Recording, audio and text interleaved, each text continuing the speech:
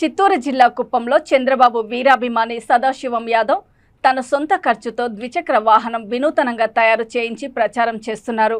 కుప్పం మున్సిపాలిటీకి చెందిన సదాశివం టీ దుకాణం నడుపుకుంటూ జీవనం సాగిస్తున్నారు.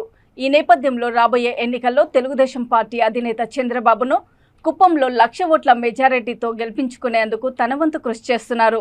తన వినూతన ద్విచక్ర వాహనంలో ప్రయాణిస్తూ కుప్పం నియోజకవర్గంలోని ప్రజలను కలుస్తూ చంద్రబాబు చేసిన అభివృద్ధిని ప్రజలకు వివరిస్తూ తాను ప్రచారం నిర్వహిస్తున్నారు.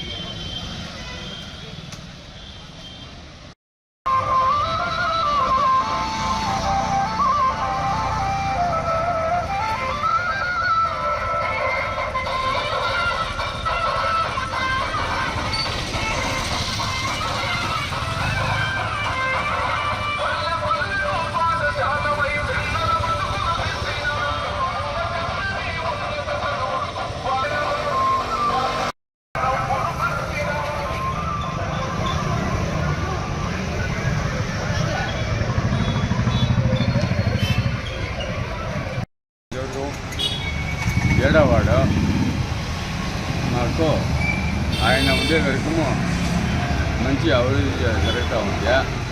ఈ 5 సంవత్సరంలో మాకు అభివృద్ధి జరగలేదు.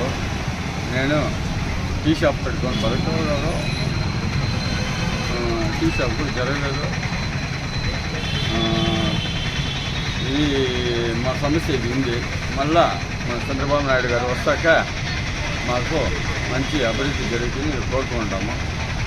మేమంతా కలిసి చంద్రబాబు నాయుడిని గెలిపోవాలని కోరుకుంటాము. 1,00,000 ఓటు 1,25,000 ఓటు మేము గెలిపిస్తామని చెప్తూ ఉంటాను.